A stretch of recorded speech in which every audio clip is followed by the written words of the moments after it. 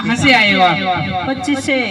25 से आए हैं। ओके, आपने लिखा आपको क्या हो गया था? आपको आपके शरीर में क्या हो गया था? आपको मेरा यहाँ बीच में दर्द बढ़ा था जी। आपको दर्द हुआ था जिसके कारण बहुत आपको तकलीफ होती थी और वो दर्द बढ़ता गया जी। दवाई लिए से भी निराम होया।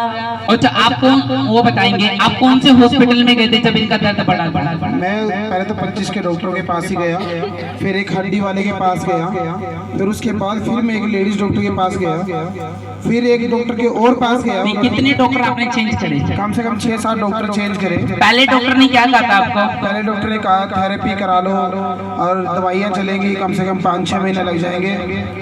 प्रॉपर तो बोला नहीं था, लेकिन बोल रहा था कि दवाई खाएंगे थेरेपी होगी तो चले पड़ेंगे। यानी कि 99% नहीं बोला था, 50% ही बोला था कि हो जाएगा। उन्होंने बोला कि थेरेपी होगी लेकिन ठीक हो जाएंगे, लेकिन ठीक नहीं हो पा रहे थे और कंडीशन जो और भी ज्यादा क्रिटिकल होते जा रहे थे। कंडीशन ऐसी होगी थी कि बस इनका तो मैं रोता था। दूसरे डॉक्टर ने क्या कहा जब आप दूसरे के पास गए? तो उसके पास गए तो उन्होंने बोला कि आप MRI कराओ या एक्सरे कराओ, क्योंकि जो इनकी डिस्क है वो हिल गई है और ऑपरेशन तक की नौबत आ सकती है। मैं बोला खुदा ये कैसे हो गया प्रभु, मैं नहीं जानता, आप जानने वाले खुदा है। फिर आप तीसरे डॉक्टर के पास गए, चौथे के भी, पांचवे के भी, छठे डॉक्टर PGI में भी गए। PGI वालों ने क्या बोला था जब इनकी MRI बोली, एक्सरा बोला? PGI वालों ने देखा, जो एक्सपर्ट थे शुक्रवार के दिन बैठते एक्सपर्ट, उन्होंने देखा कि बोला नहीं मैं दवाई लिख देता हूँ। उन्होंने दवाई लिखी, 4500 रुपए की दवाई लिखी 21 दिन की, जो मम्मी ने एक हफ्ते के अंदर ही खा ली, लेकिन मम्मी को आराम नहीं आ रहा था बिल्कुल भी। 20 दिन की दवाई एक हफ्ते के अंदर खाई, आराम 20% भी नहीं था।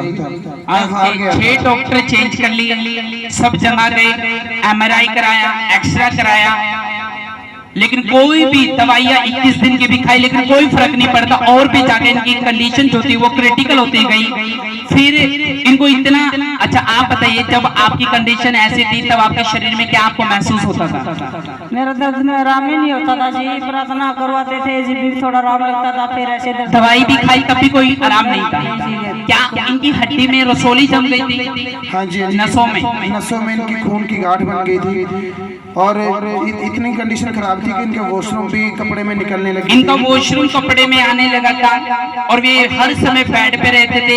ये अपने बच्चों को, आप अपने बच्चों को बोलते थे कि मुझे जहर का टिक्का दे दो तो मार दो, यही सही है मेरे लिए। मैं अपने लड़के को बोलती हूँ बेटा मेरे दर्द में आराम नहीं है तो मेरे को दवाई दे दो लिया कर, नहीं तो प्रभु मेरे को उठा लो, मेरे पे निशा आ जाता है, इतना दर्द बढ़ जाता है। और इनके बच्चे वॉशरूम इनका साफ करते थे और इतनी गंदी कंडीशन हो गई थी ये कपड़ों में वॉशरूम करने लगे थे। इनको टॉयलेट भी जा नहीं पाते थे ये।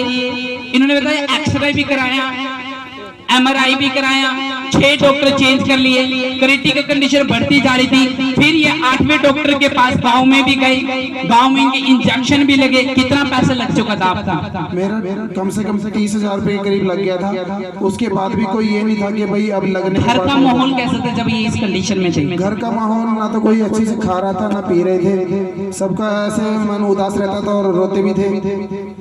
ऐसा लगता था कि भाई, और ये हर समय मौत मांगते थे। हाँ जी। क्या कहते थे ये आपको? ये कहते थे कि बेटा अगर मैं चाहती हूँ बस मैं जितना मेरा समय था मैंने पूरा कर लिया, मेरे को इंजेक्शन लगवा दे कि मैं बस प्रभु के पास चली जाऊँ। डॉक्टर के पास भी जाके यही बोलते थे कि डॉक्टर मेरे को जहर का इंजेक्शन दे दे कि मैं बस चली जाऊँ प्रभु के पास, मेरे से बर्दाश्त नहीं होता। वो कितना समय हो गया ये बेड पे थे? 1 मंथ के करीब। मंथ के करीब। देखो 6 से 7 डॉक्टर चेंज किए, कंडीशन इतनी क्रिटिकल थी। वॉशरूम इनका उसी में था, बच्चे साफ करते थे, हर समय कहते थे काश मैं मर जाऊं तो अच्छा ही है। और लोगों को पता है ये गवाहियां इग्नोर करते थे। कुछ मेरी साथियां पता है छोड़ो ऐसी गवाही। आपकी आंखों में कितने आंसू थे जब आपकी माता की ये थी? मेरा पूरा परिवार रोता था। पूरा परिवार रोता था। लोग बोलते कहते छोड़ो गवाही को, क्योंकि काम नहीं करती इसमें दोबारा गवाही लेनी पड़ती है।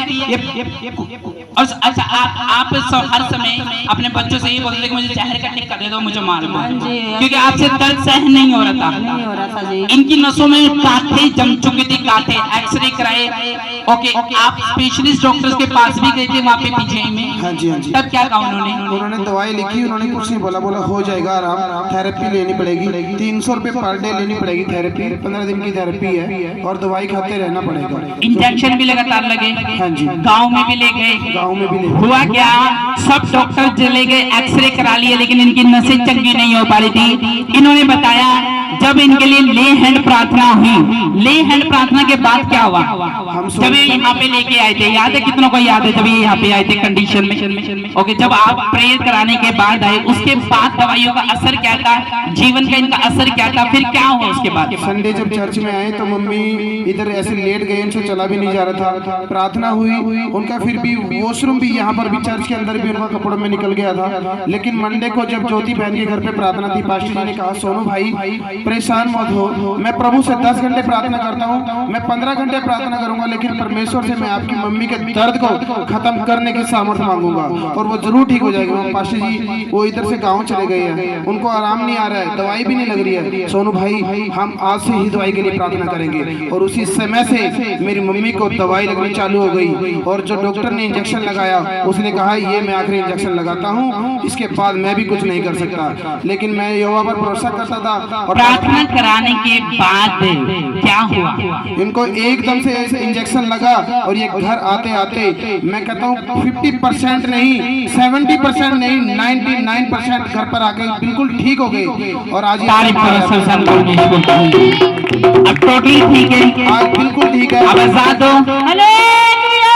तारीफ करो जोर से, तालियों के साथ। अब चल पा रहे हो, चल पा रहे हो, अब कोई प्रॉब्लम नहीं, चल के दिखाओ इधर से इधर, एक बार जोर से तारीफ करो, जोर से तालियों के साथ। अब वॉशरूम जा सकते हैं? बिल्कुल जा सकते हैं, अपने आप से खा सकते हैं, बैठ सकते हैं। उस टाइम तो ना तो बैठा जा रहा था ना लेटा ही जा रहा था, कोई भी कंडीशन नहीं थी। आज टोटली फ्री है, आप टोटली फ्री है यीशु मसीह के। आप बताओ, आप कोई दर्द तो नहीं है? नहीं जी, कोई आप दर्द टॉयलेट नहीं जा है, सकते हो, इतना चंगा खा सकते हो, बैठ सकते हो, नहा सकते हो, सब काम कर सकते हैं। तारीफ करो जोर से, तारीफ से यीशु मसीह का। बड़ी को भाई के लिए देखो 60 डॉक्टर चेंज करे, माँ बाप परेशान, बच्चे परेशान, टॉयलेट खुद बदलना चेंज करना पड़ता था, दवाइयाँ इतनी डोज दे दी, सब कुछ करा लिया, कुछ नहीं हुआ। प्रेयर हुई, प्रेयर के बाद इंजेक्शन लगा, काम करना शुरू हुआ और गवाही के साथ परमेश्वर ने खड़ा कर दिया चर्च में यीशु मसीह के नाम में। जोर से तारीफ, जोर से, जोर से, जोर से। जाओ जाओ जाओ, थैंक यू लॉर्ड जीसस।